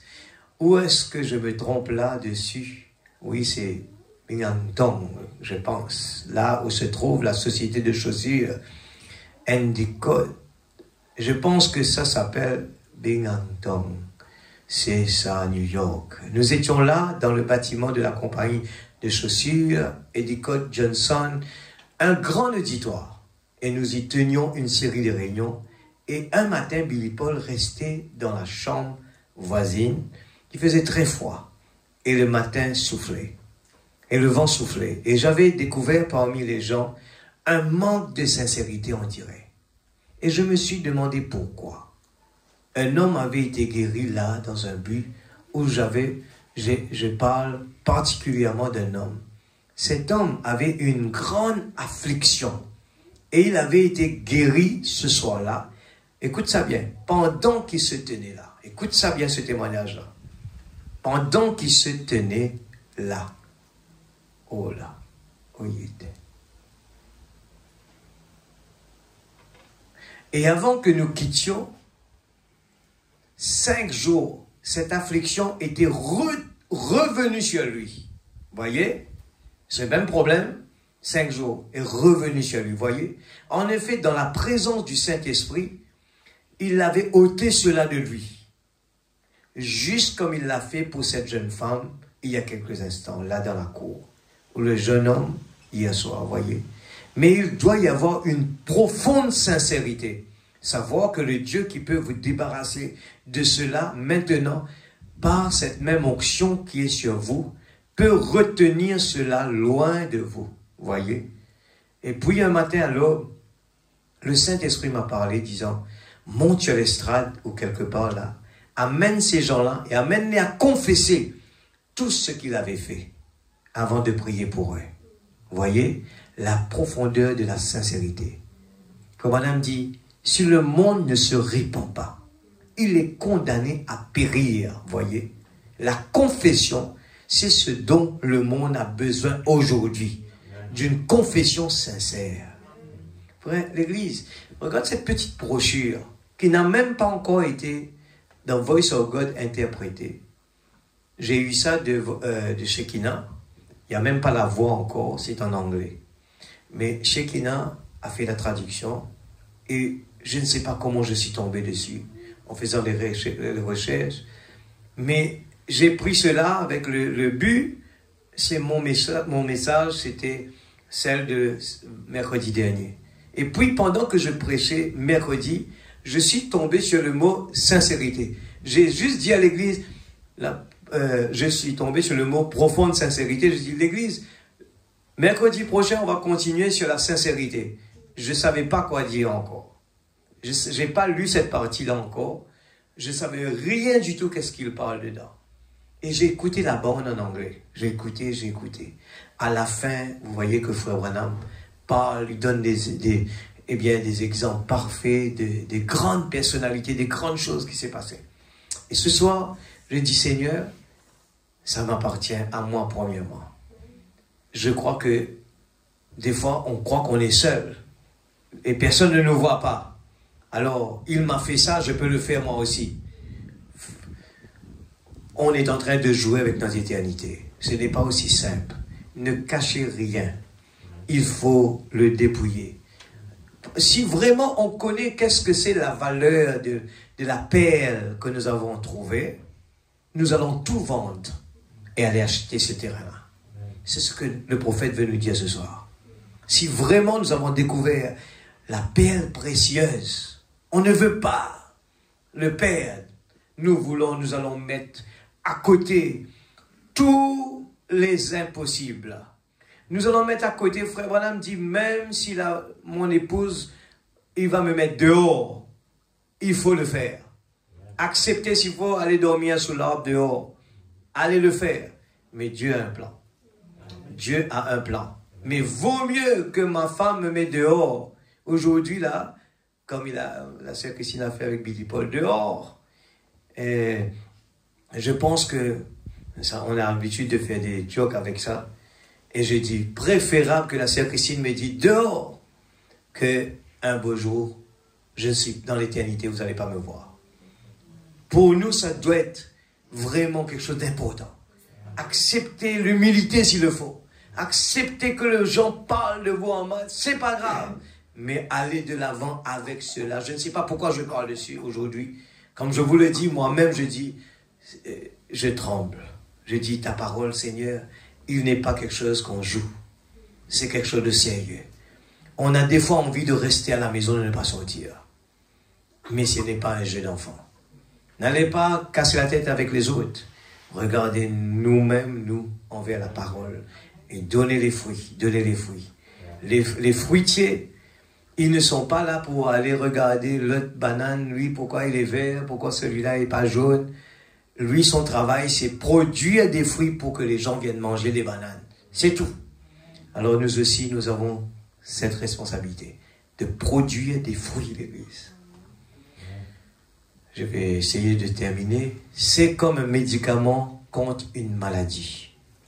Nous pouvons tous lire sur la bouteille et savoir le genre de médicament dont il s'agit et quelle maladie cela soigne. Mais vous savez lire le mode d'emploi. Je vais faire application de cela à la Bible, par exemple. Nos écoles et nos séminaires peuvent tous lire la parole, mais vous savez, le seul fait de lire le mode d'emploi et comment prendre cela, ça ne soigne pas la maladie. Vous voyez, il faut le médicament. Cela doit être pris.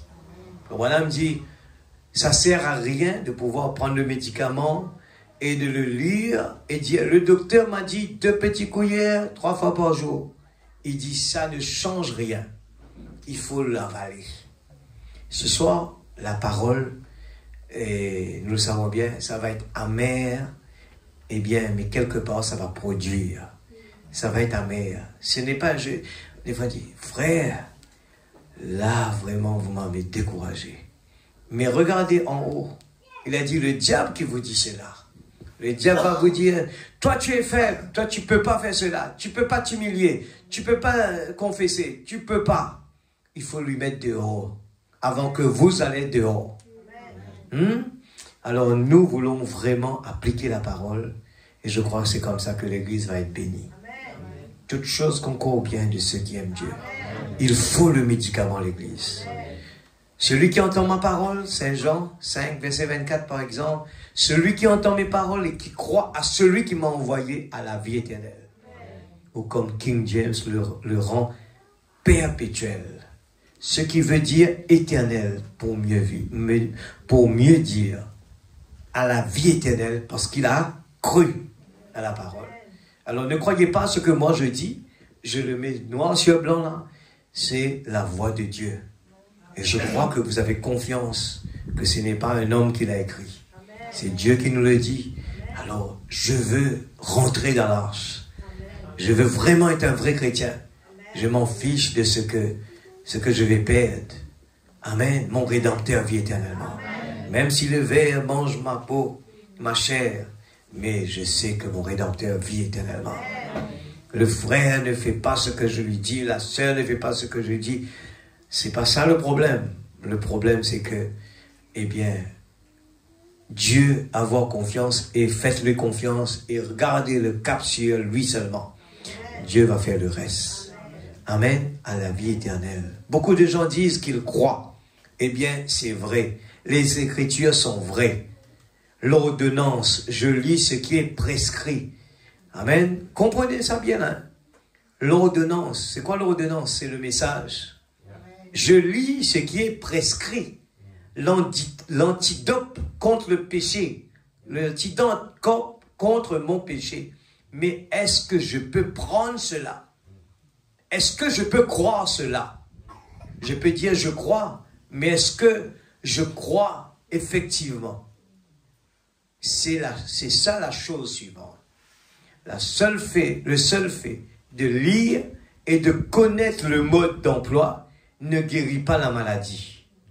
Le problème est que, dans notre cas, nous ne voulons pas prendre ce que le remède dit de prendre. Amen. Nous ne voulons pas prendre ce que le remède dit de prendre. Nous connaissons le message. Nous savons ce qu'il faut faire d'après le message. Mais nous ne le faisons pas. Amen. Nous ne voulons pas prendre ce que le remède dit de prendre. Nous avons le remède. Et nous ne voulons pas le prendre. Nous disons que nous le faisons parce que nous pouvons lire cela. Mais quant à la prendre, effectivement, nous ne le faisons pas. Vous voyez, c'est pareil pour l'évangile. Un médicament, dans ce cas-ci, si le patient, et il est établi que le remède guérit le patient. Le patient lit tout sur la découverte de ce médicament et il en connaît chaque composant. Il connaît le nom de l'homme de science qui a découvert ce type de médicament. Par exemple, le vaccin Salk et autres. Si nous connaissons toute la parole à ce sujet, mais que nous refusons de la recevoir, elle ne nous aidera pas. Vous voyez, elle ne nous aidera pas. Mais, et puis, comme nous le disons, mais nous avons pris cela. Et si vous dites que vous avez pris cela et que le patient ne manifeste pas de résultat, c'est qu'il n'a pas pris cela. C'est tout. Amen. Il n'a pas pris. Il faut des résultats. Eh bien, qu'arriva-t-il si cette horloge au mur n'était pas un grand intrus, voyez? Je préférerais rester ici, apporter cela en détail avec beaucoup de force à notre peuple. Il dit c'est un grand intrus. Il empêche qu'il termine sa prédication. Notre peuple, puisque l'évangile a prouvé ces choses et prétend accepter cela, et ça se voit qu'il n'accepte pas cela. Comment quelqu'un peut-il lire les Écritures sur une petite chose dont je parle au sujet des femmes aux cheveux coupés, qu'ils portent des shorts et tout comme cela? Comment peuvent-elles se dire chrétiennes alors que le médicament même dit autre chose? Voyez, comment? Vous direz, mais j'ai dansé en esprit, j'ai parlé en langue. Cela ne veut rien dire. Votre propre vie prouve que vous n'avez pas pris cela. Voyez? Vous avez dit que vous avez pris cela, mais en réalité, vous ne l'avez pas fait. En effet, vous continuez à manifester tous les symptômes que le médicament est censé soigner. Et le médicament, en ce qui concerne l'évangile, c'est un cure garanti, absolument. Eh bien, vous voyez, il vous faut manifester des résultats.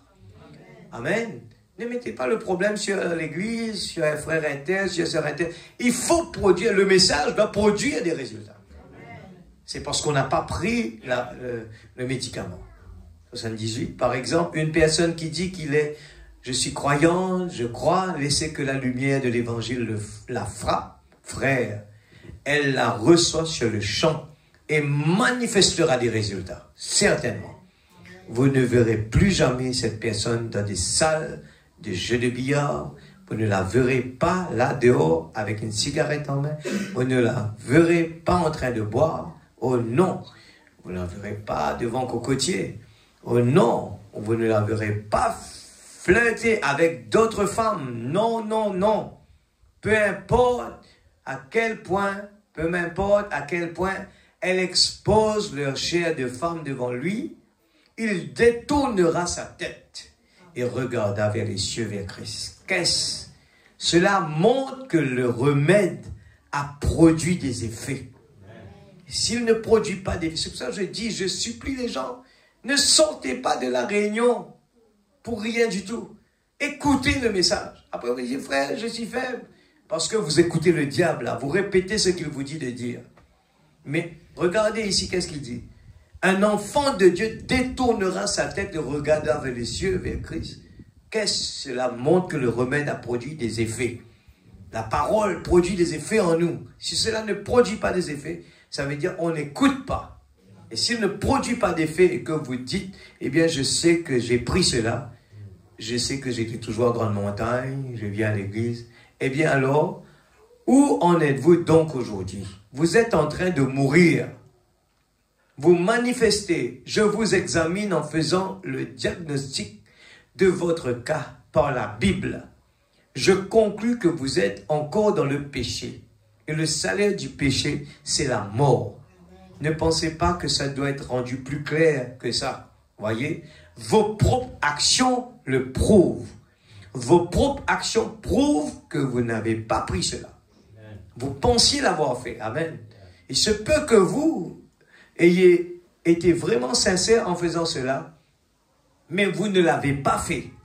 En effet, si vous l'aviez fait, Dieu a promis que cela produirait des effets sur vous. Et le vieux péché est toujours là.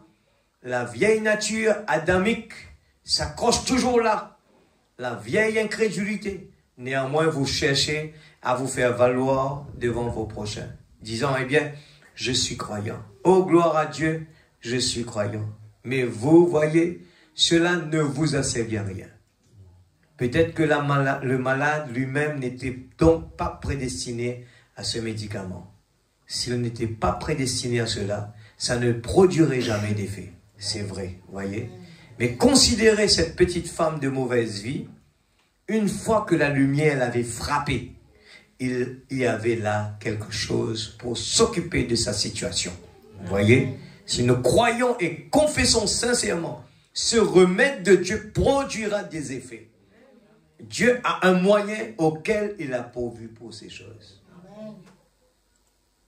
La voie, je termine, à laquelle Dieu a pourvu, c'est la repentance, les confessions et produire des résultats. Produire le fruit digne de la repentance. Faire preuve de sincérité.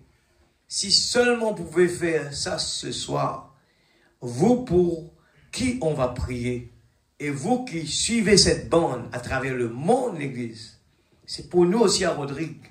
Et après que cette bande aura été jouée, et que le prédicateur ou la personne qui joue cela dans les assemblées, dans les jeûnes, ou que vous voyez là, ce sont des prophéties. C'est pour ça qu'on joue les bandes à l'église. Il dit la personne qui joue cela dans les assemblées, dans les jeûnes, où que vous soyez, qui joue ça. Veillez premièrement, confessez clairement. Et puis, venez sans rien du tout dans le cœur, sinon la foi, pour qu'on prie pour vous. Là, le médicament marchera. On arrête là pour aujourd'hui. Si Dieu le veut, on va continuer la brochure encore la semaine prochaine. Que Dieu bénisse sa parole. Je crois que j'ai préféré lire le message. Comme ça, tout le monde peut le lire ensemble avec moi. Comme je vous l'ai dit, cela nous concerne tous. Pour l'homme, pour la chair, ça va être compliqué d'appliquer le message. Et je vous pose la question, je vous dis, est-ce que nous avons des doutes que Dieu a envoyé ce prophète-là pour nous aujourd'hui? Est-ce que vous avez des doutes que c'est un faux prophète? Est-ce que vous pensez qu'un faux prophète peut vous faire donner un chemin difficile? La Bible a parlé de ce chemin difficile. Alors, si ce chemin est difficile, il ne peut pas être faux. Parce que vous savez bien, le faux prophète allait vous emmener dans un chemin large. Alors ce soir, je vous retourne au début de ce qu'on avait lu pour dire, il y a une seule façon de réussir à l'église.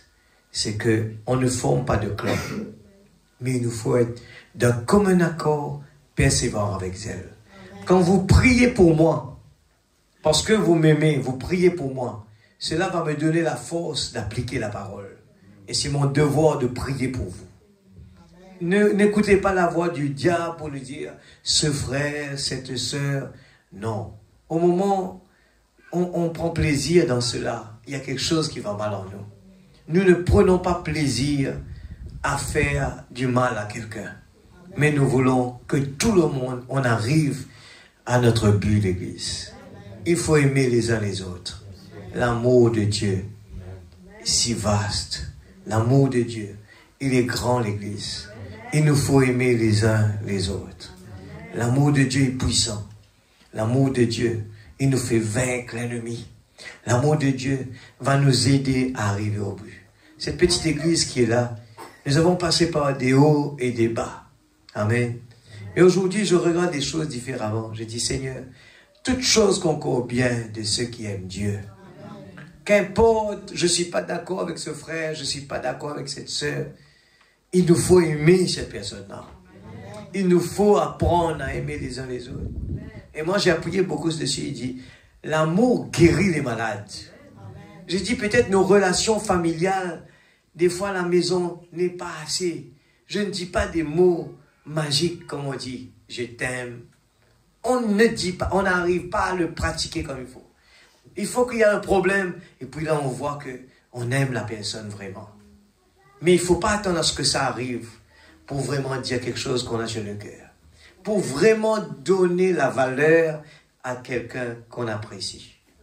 La famille, c'est important. Frère Branham dit à la maison, c'est important, on attrape nos mains et on prie avant de dormir. C'est créer l'atmosphère à la maison. On a des fois des petites disputes, ça arrive. Mais ne laissez pas ça parcourir. Les petites disputes sont toujours là. Le diable va essayer de mettre le feu, envoyer les sangs dessus. Mais je vous dis, c'est important de dire, Seigneur, aide-moi. Je veux vraiment que l'amour s'élance.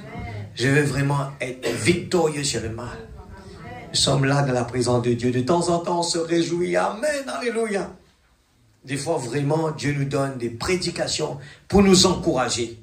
Et là, c'est vrai, on crie Amen, alléluia. C'est bon, hein? Au contraire, moi-même, je suis d'accord avec ça. Mais de temps en temps, il y a des prédications comme Dieu nous fait des reproches. Il prend soin de nous et vous. C'est ce qu'on est en train de regarder ce soir. J'ai pris le temps de lire cette petite brochure parce que je ne veux pas à aucun moment un de ma famille parte en dehors. Je ne veux pas qu'un jour un des enfants de Dieu, c'est ma petite contribution. Je ne veux pas. Dieu connaît mon cœur. C'est ma prière. Qu'importe la personne, il désobéit, il fait méchant. Qu'importe la personne, à chaque fois, il désobéit, il ne veut pas m'écouter. Je suis là d'y appliquer l'amour de Dieu. L'amour de Dieu. Parce que un beau jour, on va le regretter si on n'a pas fait quelque chose pour cette personne-là. Je vous dis, quand on arrive devant un problème et que là, c'est entre la vie et la mort, c'est là qu'on oublie tous nos rancunes. Et là, on oublie tout ça. Notre priorité, c'est d'aider cette personne-là. Alors imaginez, il ne faut pas nous laisser arriver là. Dis, Seigneur, oh Dieu, c'est difficile, mais aide-moi. Je veux l'affronter. Je veux l'affronter, Seigneur. Aide-moi. C'est moi aussi ma prière. Priez pour moi, comme je prie pour vous. Nous ne sommes pas là. Devant Dieu, il y a un plus grand que l'autre. Non, oubliez ça. Nous sommes tous l'épouse de Dieu et nous devons faire des efforts à l'Église. Nous devons faire des efforts parce que nous vivons dans un temps où tous les âges attendent de nous. Alors il ne faut pas que demain nous arrivons à un point où on se dit, on a sali la réputation. Non. J'ai dit non, Seigneur. Je vais être comme, Job. Tu as dit, regarde mon serviteur Job. Amen, l'Église. Pensez que Dieu continue à le faire. Regarde mon serviteur Phanuel. Moi, j'ai dit, ça c'est mon but. Dieu doit parler, il doit être fier de moi. Ça c'est la chose le plus importante, que nous pouvons être fiers. Amen. Amen, l'Église. Nous allons nous mettre debout, on va chanter encore. Dieu prend soin de nous. Il prend soin de nous. Après quoi nous allons, prier. Et nous allons prier pour que la parole... Je vous dis quelque chose, n'allez pas le faire par nous-mêmes, on ne va pas pouvoir le faire. On va prier maintenant, après ce chant, et nous allons demander à Dieu, aide-nous. Parce que être un soldat, vous savez bien, vous avez souvent entendu, dans la guerre, il y a beaucoup de gens qui retournent à la maison. Beaucoup de gens qui n'arrivent pas à être un soldat. Ils pensaient que c'était possible. Ils pensaient que c'était pas difficile. Mais quand ils sont dans la guerre, ils voient du sang. Ils disent, ah, je ne veux pas voir ça. Il ne peut même pas tirer sur quelqu'un, sur son ennemi. Non, je ne veux pas tuer. Mais un soldat doit le faire. Alors, on est là. Satan est notre ennemi. Le diable est notre ennemi. Alors, on ne peut pas avoir de pitié pour lui. Soyons tous d'un commun accord. Quand nous prions, je demande à ce que tout le monde prie ensemble. Ne soyez pas des morts vivants, mais prions ensemble. Nous vivons dans un temps où nous avons besoin de la prière de l'un et de l'autre. Nous aimons les uns les autres. Qu'importe sa vie, nous voulons vraiment appliquer cela. Nous l'aimons de tout notre cœur. Mettez ici en sol plutôt. He careth for you. He careth for you.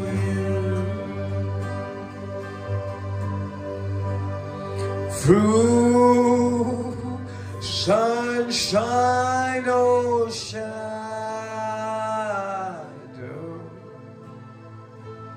He careth for you. Hallelujah. Oh, He careth for me. Hallelujah.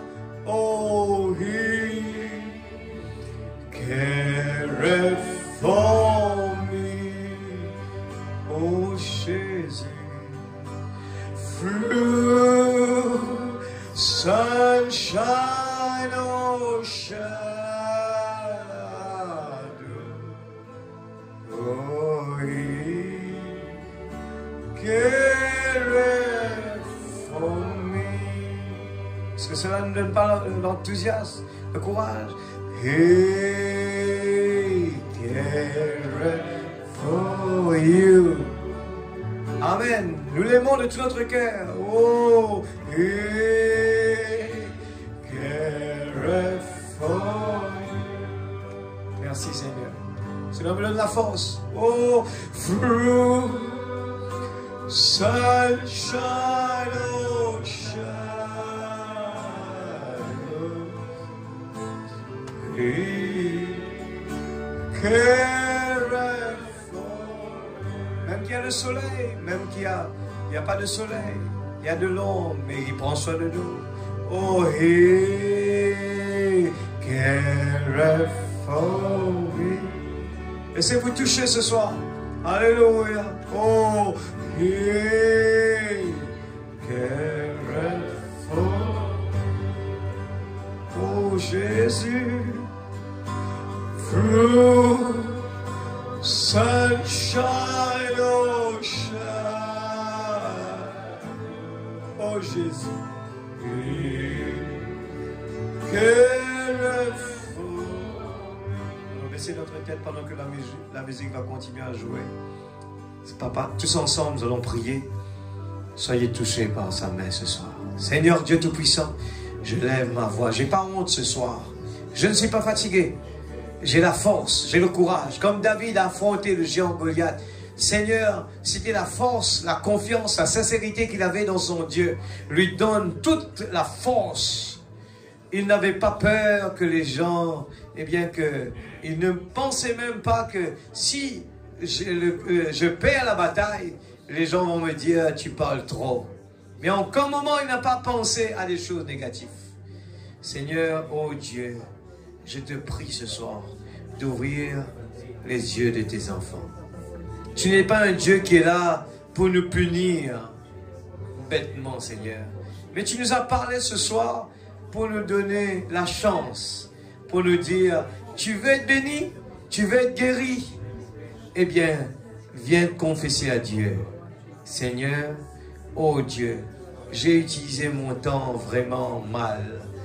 Je prends tout mon temps, je passe dans des choses qui ne te concernent pas. Je passe plus de temps dans des choses qui n'ont rien à voir avec ce message. Je ne lis pas ma Bible. Je ne lis pas les brochures comme il faut. Et Seigneur, je comprends que David l'a dit, heureux l'homme, heureux l'homme qui trouve son plaisir dans la loi de l'Éternel et la médite jour et nuit. Seigneur, oh Dieu, je reconnais que je ne me consacre pas assez pour toi. Et comme nous l'avons appris ce soir, Père, nous voulons être sincères. Nous ne voulons pas apprendre juste à lire des messages pour avoir des connaissances et garder dans la tête. Mais nous voulons le voir en action dans notre vie. Dans mon esprit, ça descend dans mon cœur. Je veux être amoureux de toi, Seigneur. Je veux vraiment ressentir cela. Je ne veux pas me laisser décourager par ce que les autres vont dire. Ce que les autres sont en train de faire. Je ne veux pas regarder cela. Je veux regarder la parole. Je veux vivre la parole comme David. C'était sa vie, la vie de David qui a donné l'encouragement à tous les gens qui critiquaient, à tous les gens qui étaient découragés, à tous les gens qui tremblaient. Il a donné l'exemple. Et dès ce jour, tout le peuple qui critiquait a commencé à donner courage à David. Et eux aussi, ils ont couru derrière les Philistins. Ce soir, Père, oh Dieu, si je vois mon frère est en train de faire des efforts, je veux le soutenir dans la prière. Si je vois le pasteur est en train de donner son temps, je veux soulever sa main. Je veux le tenir la main. Oh, quand je ne comprends pas, je ne veux pas faire de compromis. Je veux toujours le soulever sa main parce que tu l'as mis là, Seigneur. Et nous voulons vraiment de tout notre cœur le soutenir, prier pour lui, l'aimer. Oh Dieu, apprendre à l'aimer. Parce que si tu as placé, tu nous as dit, avant de dire que nous t'aimons, il faut aimer ceux qui est à côté de nous. Oh Dieu, il y a beaucoup de travail à faire. Je reconnais, Seigneur, il y a beaucoup de travail. Ce message nous donne beaucoup de responsabilités. Parfois, nous pensons que nous avons atteint le but, mais il y en a beaucoup à faire. Et c'est pour cela que, Seigneur, tu attends de nous. Tu nous attends, Seigneur. Tu nous attends. Et nous voyons qu'il y a beaucoup à faire, Père. Oh, ce message est en train de nous dire, tu veux vraiment, Seigneur Dieu, comme l'homme riche est venu devant toi, il a dit, oh, que dois-je faire pour hériter le royaume? Et quand tu lui as dit les choses, ce qu'il devait faire, renoncer à l'argent, à sa richesse, parce que tu savais que son cœur était attaché à ça. Et dès ce moment, nous avons compris que son cœur était attaché à l'argent. Et qu'il n'aimait pas. Pourtant, il faisait tout ce que le message lui demandait de faire. Mais son cœur est attaché à l'argent. Et ce soir, Père, nous ne voulons pas. Je te prie ce soir, je lève ma main. Parce que ce soir, Seigneur Dieu, je reconnais, Seigneur Dieu, la parole est là pour nous dire la vérité. Je reconnais, Seigneur, je veux vraiment qu'il n'y a rien qui est caché, Seigneur. Je ne veux rien cacher. Je veux, Seigneur, le mettre à jour parce que mon but principal, c'était un beau jour avec toi. Je ne veux pas faire de compromis à la parole. Je veux l'appliquer. Mais c'est toi qui vas être mon aide. Tu es mon consolateur. Et je crois qu'en le Saint-Esprit en moi, il n'y aura rien de difficile. C'est toi qui vas me dire. C'est toi qui va marcher dans mes... Seigneur Dieu, je vais marcher dans tes pas. Tu vas m'aider, tu vas soulever mon pied pour aller vers la personne qu'il faut aller. Et dire la chose qu'il faut dire.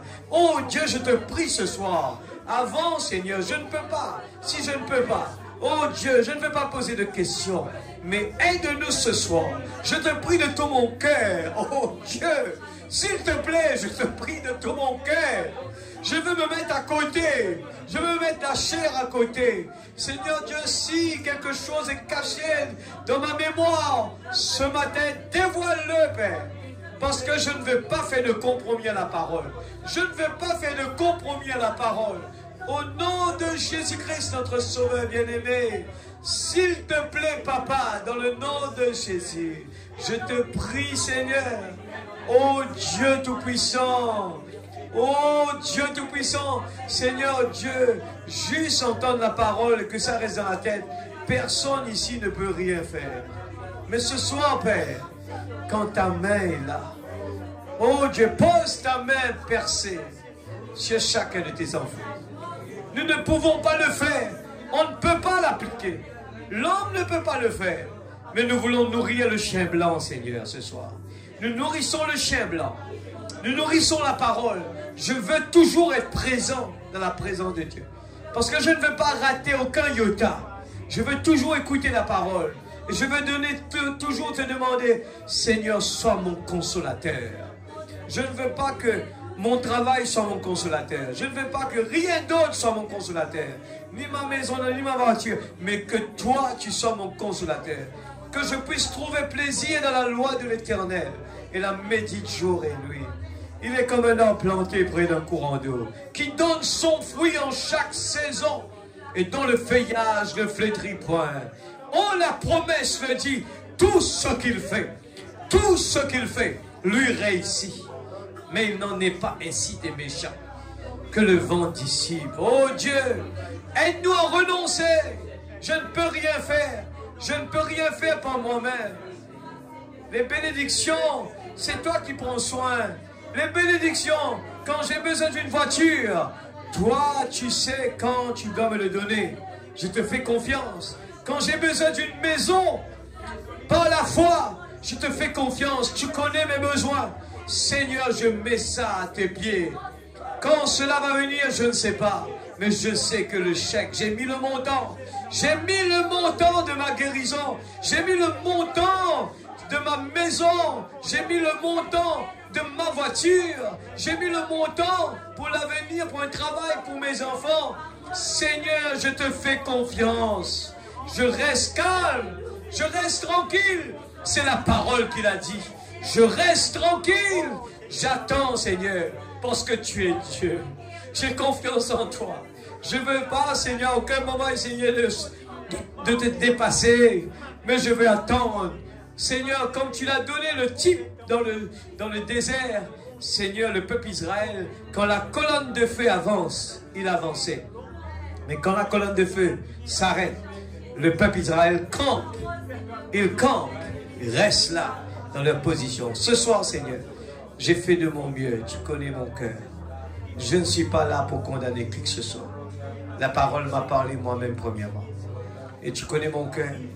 J'aime tout le monde qui est là. Je les aime tous, Seigneur. Et si ce soir, j'ai dit les mots tels qu'il est, parce que tu as mis cela sur mon cœur. Parce que je les aime. Oh Dieu, je les aime tous, Seigneur. Je veux que leur bien, Père. Maintenant, je crois que ton Esprit Saint peut faire le travail qui reste. Je te fais confiance, Papa.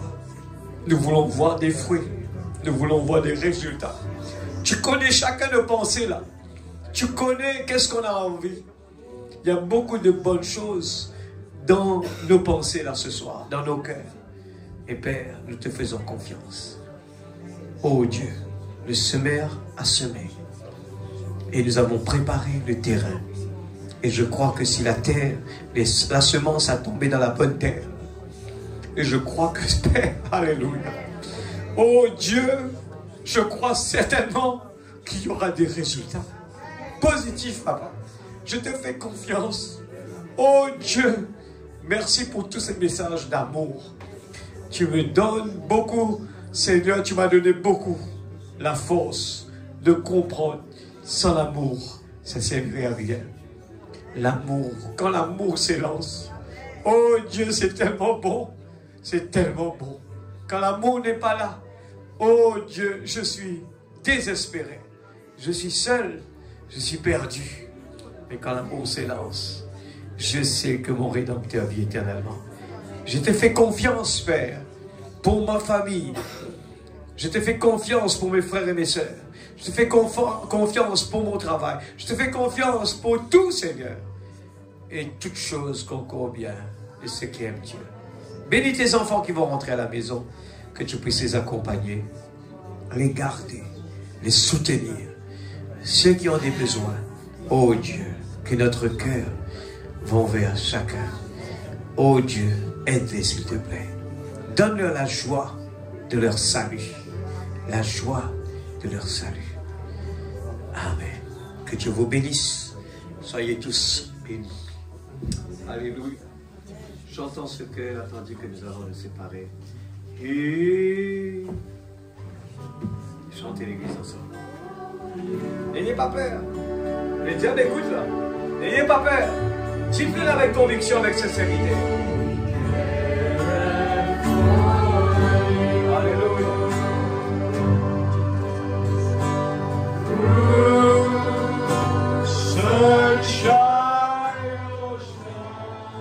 Même dans les bons et les mauvais temps, il prend soin de moi.